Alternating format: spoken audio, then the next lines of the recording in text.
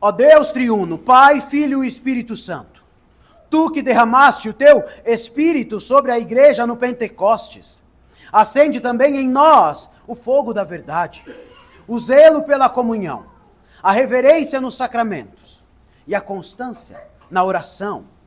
Faz-nos crescer como um só corpo, refletindo a beleza do Teu reino neste mundo, e que as palavras da minha boca e o meditar dos nossos corações sejam agradáveis na Tua presença, Senhor, rocha nossa e Redentor nosso. Amém.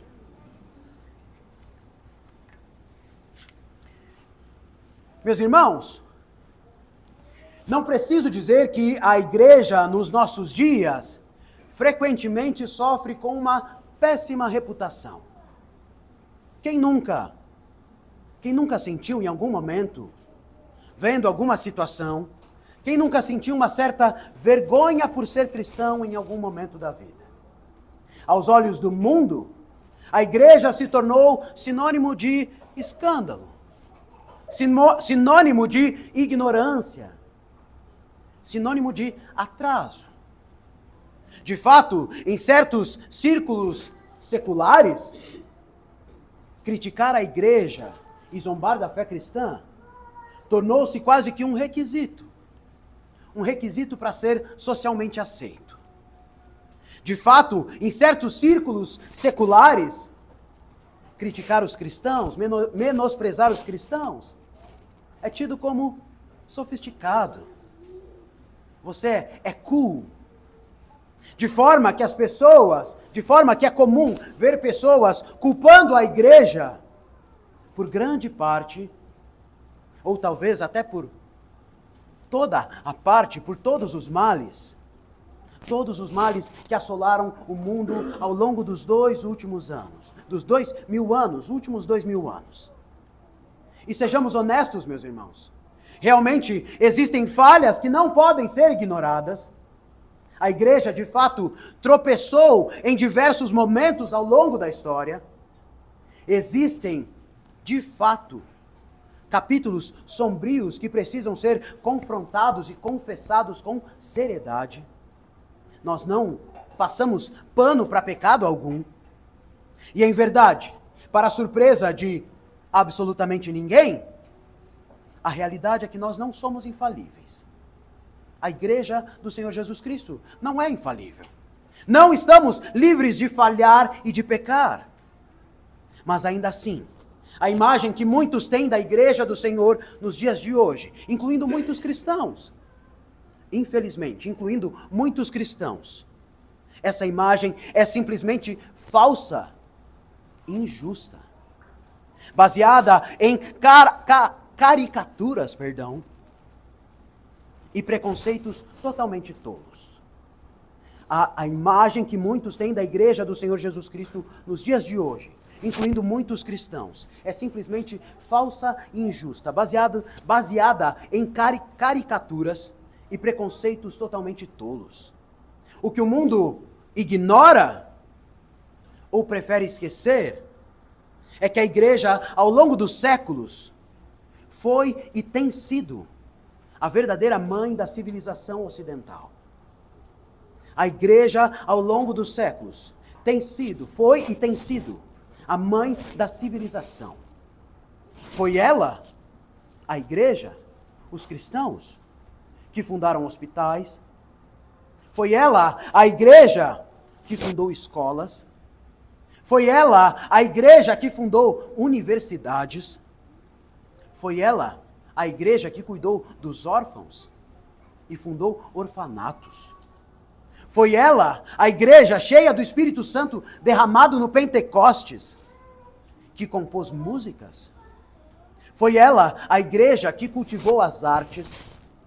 Foi ela que ensinou ciências. E foi ela que estabeleceu padrões éticos que nós desfrutamos e vivemos hoje e que muitos dão como garantido. Muitos consideram como dado. Mas de fato foi a igreja do Senhor Jesus Cristo, por meio da palavra do Senhor, que estabeleceu essas verdades que hoje nós podemos ter como verdades. e aqui no Brasil em especial, são justamente as igrejas das periferias que têm resgatado jovens dos crimes, jovens do crime.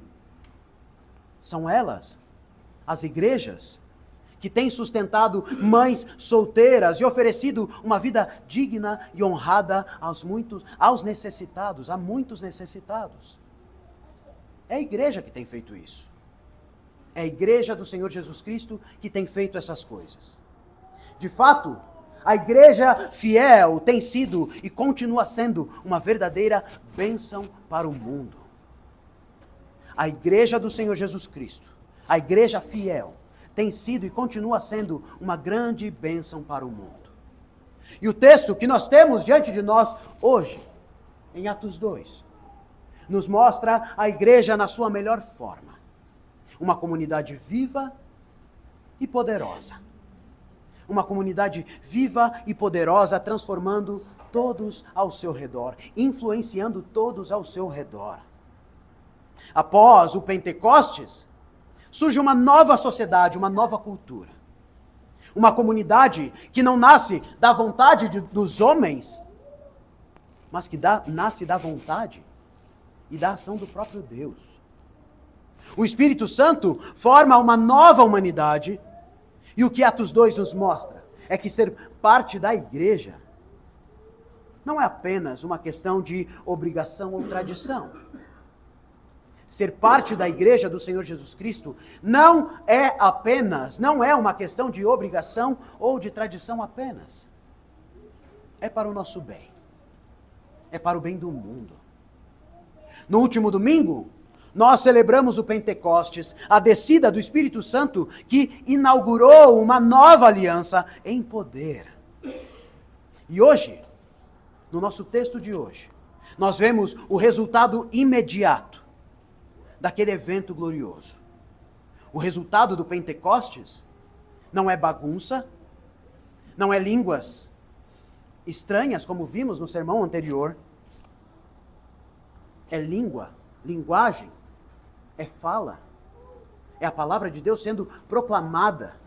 É uma comunidade viva, comprometida com doutrina, comprometida com a comunhão, comprometida com os sacramentos e com a oração. Uma igreja marcada pelo temor, marcada pela alegria, marcada pela generosidade e pela devoção. Essa é a verdadeira comunidade pentecostal. Essa é a verdadeira igreja pentecostal. Uma igreja marcada pelo temor, pela alegria, pela generosidade e pela devoção. O versículo 42, inicial do nosso texto, é uma espécie de radiografia da igreja recém-nascida. E o texto diz assim: e perseveraram na doutrina dos apóstolos, perseveraram na comunhão, perseveraram no partir do pão e perseveravam na oração, nas orações. 4 pilares, 4 características, 4 marcas da igreja recém-nascida. Perseveravam na doutrina, perseveravam na comunhão, perseveravam no partir do pão e perseveravam na oração. 4 pilares de uma igreja verdadeiramente viva, verdadeiramente pentecostal, gerada pelo Pentecostes.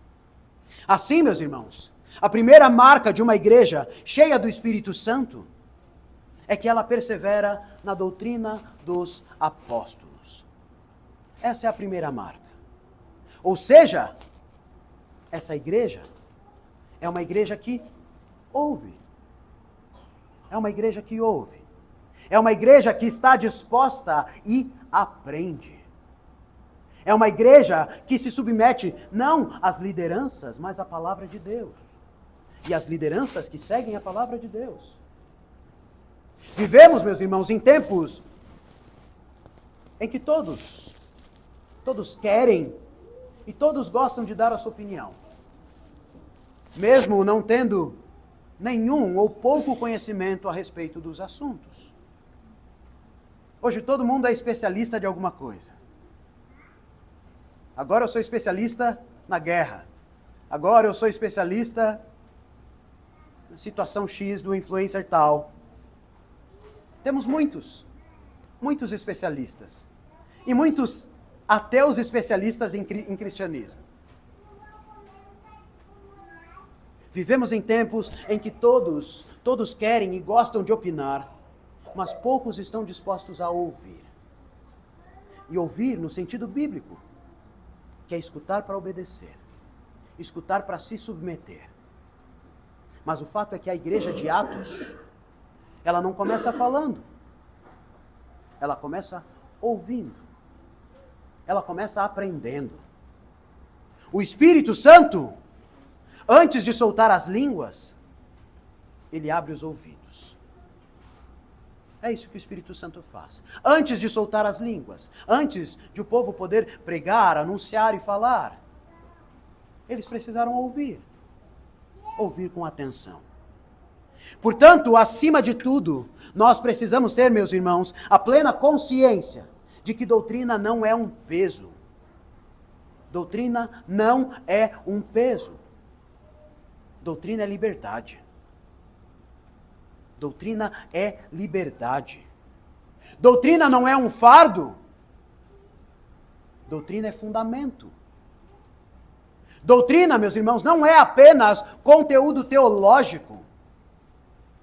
Doutrina é a sabedoria que molda a sua vida, molda o seu caráter, molda a sua vida no lar, ordena o nosso culto.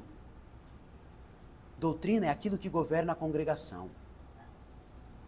Isso é doutrina. Sem doutrina, a igreja é frágil, moldada pela cultura e moldada pelos modismos ao nosso redor. Se não temos doutrina, tudo vale. Tudo é válido. Se não temos doutrina, todas as coisas são válidas. E a tendência da igreja é começar a seguir as doutrinas do mundo. Cabe destacar isso. Não existe neutralidade. Todo mundo está tentando te doutrinar. Doutrinar as crianças, doutrinar as pessoas. A verdade, ou a preocupação, é se a doutrina é verdadeira. Essa é a questão. Todos, a todo tempo, estão tentando doutrinar. A questão é se essa doutrina é verdadeira. A questão é se essa doutrina pode ser confirmada pela própria Escritura ao longo da história. A igreja precisa ensinar, e isso é verdade, mas o povo precisa aprender. O povo precisa querer aprender. Sabemos muito bem que se nós perecemos, é porque nos falta conhecimento. O meu povo perece por falta de conhecimento, por falta de discernimento. O meu povo perece por falta de conhecimento. No entanto, uma comunidade verdadeiramente pentecostal, gerada no Pentecostes, é uma comunidade doutrinária. A igreja gerada no Pentecostes é uma comunidade doutrinária. E a pergunta que fica é quanto a nós. Temos perseverado na doutrina dos apóstolos, nas Escrituras? Ou temos perseverado na nossa própria doutrina? Ou na doutrina do mundo? Em qual doutrina nós temos perseverado? Qual doutrina você tem perseverado? A segunda marca, meus irmãos, é a comunhão. Primeira marca, perseverança na doutrina dos apóstolos. Segunda marca, perseverança na comunhão. E aqui, meus irmãos, não estamos falando de mera amizade. Não estamos falando de mera confraternização social. Muitas pessoas pensam que a igreja é isso. Um clubinho. Um clubinho. E eu vou lá domingo, quando eu quero. E eu participo de alguma atividade aqui e ali, quando eu quero. Mas a palavra usada por Lucas aqui é koinonia. Comunhão. Uma comunidade que carrega um peso pactual. significa participação ativa, responsabilidade mútua, compromisso real com o seu próximo, com o seu irmão. É isso que significa.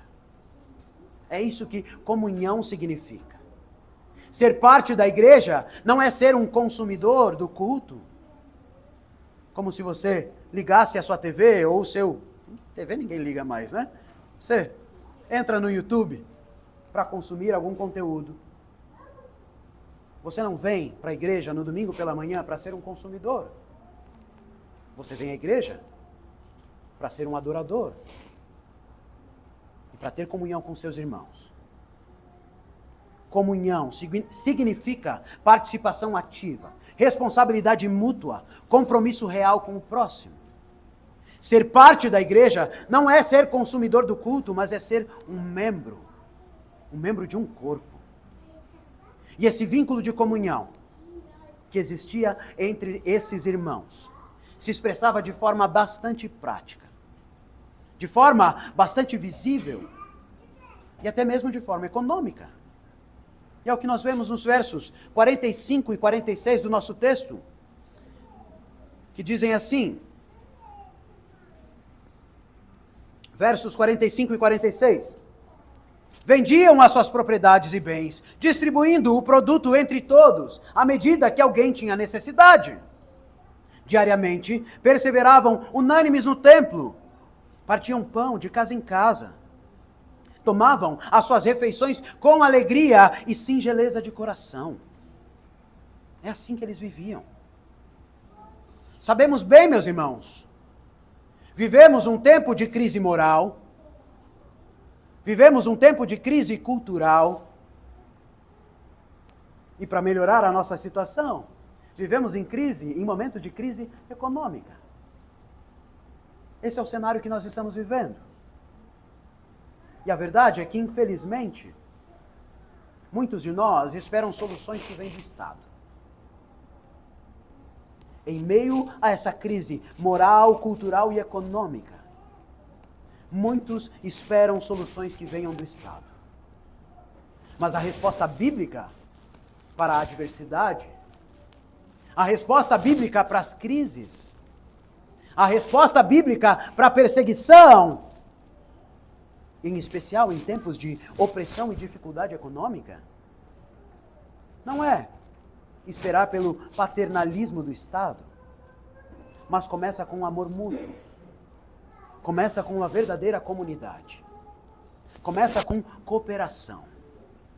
E não se trata, e cabe deixar claro, não se trata de uma espécie de socialismo eclesiástico, não é isso que os apóstolos estavam vivendo, não é isso que nós queremos, não é isso que nós pregamos. Em verdade, não queremos um socialismo nem no Estado e muito menos na igreja. Mas o que nós queremos é recuperar a vocação de ser uma cidade dentro da cidade. É isso que a igreja precisa ser. Uma cidade dentro da cidade, uma alternativa real. Notem só, percebam. Ninguém era forçado a dar nada, mas ninguém retinha por egoísmo. É assim que aqueles irmãos viviam. Ninguém era forçado a dar nada, mas ninguém era egoísta. Ninguém retinha por egoísmo. Se um membro sofria, se um membro sofre, e esse sofrimento não se limita a questões econômicas, financeiras, se um membro sofre, ele não deve esconder a sua dor, o seu sofrimento dos outros irmãos.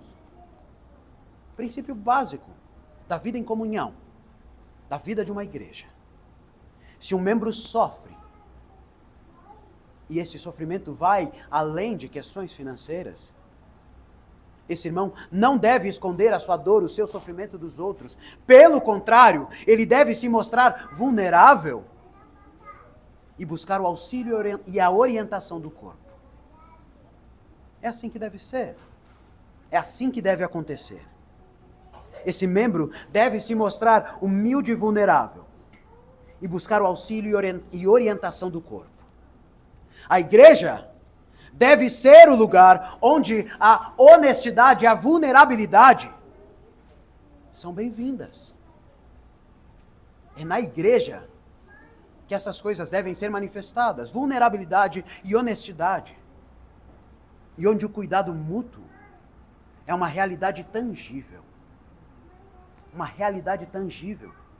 Que não se resume a orações. Ah, meu irmão, vou orar por você, vá em paz. Enquanto você deixa o seu irmão com fome, sem consolo, conforto, sem um aconselhamento, sem uma palavra de vida. O cuidado mútuo é uma realidade tangível, que não se resume a orações, mas que envolve verdadeira prática. E Tiago nos ensina assim. Se um irmão ou uma irmã estiverem carecidos de roupa e necessitados do alimento cotidiano, e qualquer dentre vós lhe disser, vá em paz, que o Senhor te abençoe, e sofre longe de mim. Ide em paz, aquecei-vos e fartai-vos, sem contudo lhes dar o necessário para o corpo. Qual é o proveito? E Tiago continua dizendo, se essa é a sua fé é morta. Se essa é a sua fé está morta. Se um irmão ou irmã estiverem carecidos de roupa e necessitados do alimento cotidiano, e novamente, não é apenas sobre questões financeiras, mas se o teu irmão ou a tua irmã está carecido da palavra do Senhor, se o teu irmão ou a tua irmã está carecido, está necessitado de correção, o dever é seu. Ah, eu vou orar por você aqui no meu canto, enquanto eu vejo você estragando a sua vida. Claro que não. Se essa é a sua fé e a sua prática, a sua fé está morta. É isso que Tiago está dizendo. Em tempos de crise, a igreja deve pensar mais seriamente em ser uma verdadeira sociedade alternativa, autossustentável. Em tempos de crise, a igreja deve pensar mais seriamente em ser uma alternativa. Não, meu irmão, você não vai depender do Estado. Não, você não vai depender dos pagãos. Nós vamos fazer todo o esforço possível para que você seja suprido dentro do corpo de Cristo. E para isso nós precisamos de profissionais de todas as áreas. Por isso, de fato, a igreja precisa ser uma cidade alternativa, que não dependa de favores estatais, mas que também não financie negócios e empresas daqueles que nos odeiam. Porque é isso que nós fazemos muitas vezes. Financiamos aqueles que vão se levantar contra nós ou que já se levantaram e que estão usando o seu dinheiro, as suas finanças, todas as armas possíveis para enfraquecer a fé cristã. E infelizmente nós damos armas para o inimigo. Se a igreja é comunhão, e ela deve atuar como comunidade, e essa vida em comunidade deve mexer, meus irmãos. E aqui que pega. Se a igreja é comunhão, ela deve atuar como comunidade. E essa vida em comunidade inevitavelmente vai mexer na sua rotina, inevitavelmente vai mexer na sua agenda, inevitavelmente vai mexer no seu coração e inevitavelmente vai mexer no seu bolso. É assim que é. Se a igreja é comunhão, ela deve atuar como comunidade, e essa vida em comunidade deve mexer com a sua rotina, deve mexer com a sua agenda, deve mexer com o seu coração e com a sua mente. Inevitavelmente vai mexer com o seu bolso. Essa é a razão, essa é a segunda característica da igreja verdadeiramente pentecostal, gerada no Pentecostes. A terceira marca da comunidade pentecostal é o partir do pão. E essa, meus irmãos, não é uma simples refeição, não é uma refeição comum que os discípulos partilhavam, mas trata-se da ceia do Senhor. A ceia do Senhor. Em Atos, partir o pão se refere à celebração do sacramento instituído por Jesus na noite em que ele foi traído. A ceia era, meus irmãos, para a igreja primitiva, o centro do culto. O centro da igreja, o centro da vida da igreja, o ápice da comunhão. Não era mero símbolo, mas era uma festa real, onde o Cristo ressuscitado nutria o seu povo, alimentava o seu povo. Era um momento, meus irmãos, em que ricos e pobres se assentavam lado a lado. Era um momento em que adultos e crianças partilhavam do mesmo pão. O mesmo pão babado. Adultos e crianças participavam do mesmo pão. Pobres e ricos se assentavam lado a lado. Onde as distinções sociais cediam lugar à unidade do corpo. Cediam lugar à unidade do corpo. Hoje, infelizmente, muitos cristãos tratam a ceia do Senhor como um mero acessório. Arbitrário. Celebramos uma vez por mês, de acordo com a cabeça do pastor. Celebramos uma vez por semestre, uma vez por ano. Ou pior, pastores que avaliam se a igreja está merecendo participar da ceia do Senhor, como se a ceia não fosse meio de graça. Meio de graça. A ceia do Senhor é o momento em que a realidade do reino se torna visível. A mesa do Senhor deve moldar as nossas mesas em casa. A ordem, a reverência, a generosidade e a partilha começam na mesa do Senhor. É aqui que nós aprendemos. Perseverar no partir do pão significa perseverar na vida da igreja como uma família à mesa do rei. Uma família à mesa do rei.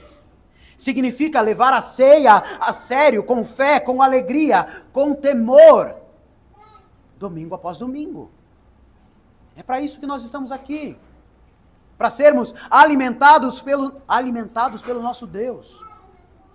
Alimentados pelo nosso Pai.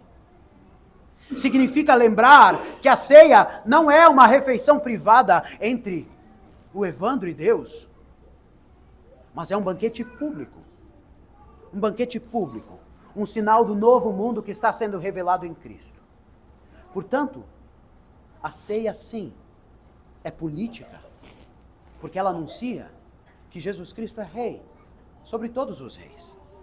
A ceia é cultural, porque ela estabelece uma cultura de partilha, uma cultura de vida. A ceia é espiritual, porque por meio do Espírito, Cristo se dá a nós, no pão e no vinho. É a mesa do reino no meio do mundo. E por fim, a quarta marca, depois de refletirmos a respeito de doutrina, a respeito da comunhão, a respeito do partir do pão. Por fim, a quarta marca é a perseverança na oração. A igreja primitiva não apenas orava, mas ela vivia em oração. A igreja primitiva vivia em oração. Eles oravam no templo, oravam nas casas, oravam antes de pregar, oravam antes de escolher líderes, oravam antes de tomar decisões. Oravam sozinhos, oravam juntos. A igreja era essencialmente uma casa de oração. E de fato, isso nos confronta e deve nos confrontar. Porque a verdade é que nós vivemos numa era de ativismo. Uma era onde nós achamos que temos que fazer tudo com pressa. E achamos que temos a capacidade de fazer tudo com pressa e tudo sem Deus. Essa é a era que nós vivemos. Essa é a forma como nós temos vivido. Vivemos numa era de ativismo, onde nós achamos que precisamos fazer tudo com pressa, tudo sem planejamento e confiando na nossa eficiência. Mas nós esquecemos que sem oração nada tem poder real. Nada tem poder real. Orar é confessar a nossa dependência do Senhor. Orar é declarar guerra ao seu orgulho. Você está declarando guerra ao seu orgulho, guerra à sua autossuficiência. A ideia de autossuficiência, a falsa ideia de autossuficiência. Orar é declarar guerra ao orgulho. Orar é dobrar os joelhos diante do Senhor, dos céus e da terra. E de fato, a igreja que ora é a igreja que transforma. A igreja que ora é a igreja que transforma. A igreja que não ora é a igreja que fica parada, fica estagnada e se acomoda. E é fácil nos acomodarmos. A oração é o canal da graça, a alavanca que move a nossa história. A oração é o combustível da nossa missão. Se quisermos ver o poder de Deus agindo nas nossas famílias, agindo na nossa igreja, agindo na nossa cidade, nós precisamos urgentemente voltar a ser homens e mulheres de oração. É isso que nós precisamos ser. Se quisermos ver o poder de Deus agindo em nossas famílias, na nossa igreja, na nossa cidade, nós precisamos voltar a ser homens e mulheres de oração. Porque do contrário, nada vai acontecer. Nada vai acontecer. E assim, ao final dessas 4 marcas, qual é o resultado de tudo isso? Qual é o resultado? Qual foi o resultado na igreja de Atos e qual tem sido o resultado nas igrejas fiéis? E a resposta está no versículo 47 do nosso texto. Louvando a Deus, louvores a Deus, e contando com a simpatia de todo o povo. Vejam só, mesmo em meio à perseguição, mesmo em meio à hostilidade, a igreja contava com a simpatia de todo o povo. Porque era impossível negar aquilo que eles estavam vendo. Enquanto isso, acrescentava-lhes o Senhor dia após dia os que iam sendo salvos. Aqui, meus irmãos, nós vemos o fruto visível de uma comunidade cheia do Espírito Santo. Adoração fervorosa, testemunho público e crescimento. 3 marcas, 3 características, 3 resultados de uma igreja que vive fiel. De uma igreja que vive fiel. Adoração fervorosa, testemunho público e crescimento. Tudo operado pelo próprio Senhor. O povo de Deus, vivendo em comunhão verdadeira, sob a palavra, ao redor da mesa, com os joelhos dobrados ao Senhor, se torna irresistivelmente atraente. E é isso que devemos ser. O povo de Deus, vivendo em comunhão verdadeira, sob a palavra, ao redor da mesa, com os joelhos dobrados, se torna irresistivelmente atraente. Não porque buscou agradar o mundo, e não é para isso que nós estamos aqui, mas porque viveu de forma íntegra e fiel.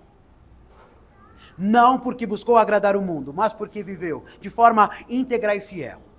O mundo reconhece, ainda que a contragosto, a beleza de uma igreja viva. A beleza, a saúde de uma igreja viva. Eles não têm como negar. Eles não terão como negar. Eles poderão nos acusar de qualquer tipo de coisa, mas não poderão negar o fato de que Deus tem operado no seu povo ao longo da história. Thomas Merton escreveu que a missão da igreja é continuar o ministério de Cristo na terra. Essa é a missão da igreja. Essa é a nossa missão. Continuar o ministério de Cristo na terra. A igreja é, por assim dizer, a presença prolongada, a presença viva de Cristo no mundo. É por meio dela que Cristo continua a exercer cura. É por meio dela que por meio da igreja que Jesus Cristo continua a trazer reconciliação. É por meio da igreja que Cristo continua ensinando e doutrinando os povos. É por meio dela, da igreja, que Jesus Cristo alimenta, julga e renova. Alimenta, julga e renova. A igreja é o corpo visível do Cristo invisível. Invisível a nós. O templo do Espírito Santo. O exército de Deus em marcha. Não é apenas uma associação religiosa ou um centro de serviços espirituais. Você não vem aqui para simplesmente ser servido, mas você vem para servir também. A igreja é a nova humanidade em formação, um povo santo que encarna o reino de Deus no tempo presente. E essa compreensão do papel da igreja deve nos levar a uma aplicação crucial para os nossos dias. Precisamos, meus irmãos, urgentemente começar a pensar menos em termos individuais, menos naquilo que a igreja me serve, menos em termos individuais e mais em termos pactuais. Pensarmos como um povo, pensarmos como uma cultura, pensarmos como uma cidade. Precisamos, como igreja, começar a constituir, a estabelecer uma nova sociedade. Precisamos pensar não apenas no benefício imediato da nossa congregação local, mas no bem da nossa cidade. Para o bem da nossa cidade. Para o bem da civilização. A igreja é fermento para toda a massa. Ela não é um gueto. É um governo. A igreja não é a periferia do mundo. Ela é o centro do mundo. Ela é o centro da realidade. E é por isso, meus irmãos, que, paradoxalmente, esse é, ao mesmo tempo, o pior momento para sermos cristãos e o melhor. Paradoxalmente, este é, ao mesmo tempo, o pior momento e o melhor para sermos igreja do Senhor Jesus Cristo. O pior, porque de fato há hostilidade. Enfrentamos hostilidade todo tempo, a todo momento. Já comentei com vocês, né? Toda vez que eu saio com gola clerical, os olhares muito agradáveis que recebo na rua. O pior, porque há hostilidade, há perseguição velada, que é o pior tipo de perseguição. Eu prefiro que a pessoa fale na minha cara que me odeia do que nas minhas costas. É muito melhor. Portanto, é o pior momento porque há hostilidade, há perseguição velada e há escárnio constante. A tentativa constante de escarnecer com os cristãos. Mas é o melhor, porque nunca foi tão evidente que o mundo precisa de luz. Nunca foi tão evidente que o mundo precisa de Cristo. Que o mundo precisa da igreja. Em meio à crise moral, econômica, política e espiritual. É aí que a igreja pode brilhar, meus irmãos. É aí que a igreja deve brilhar, meus irmãos. É aí que a igreja pode ser a cidade no monte, no alto de um monte que não pode ser escondida.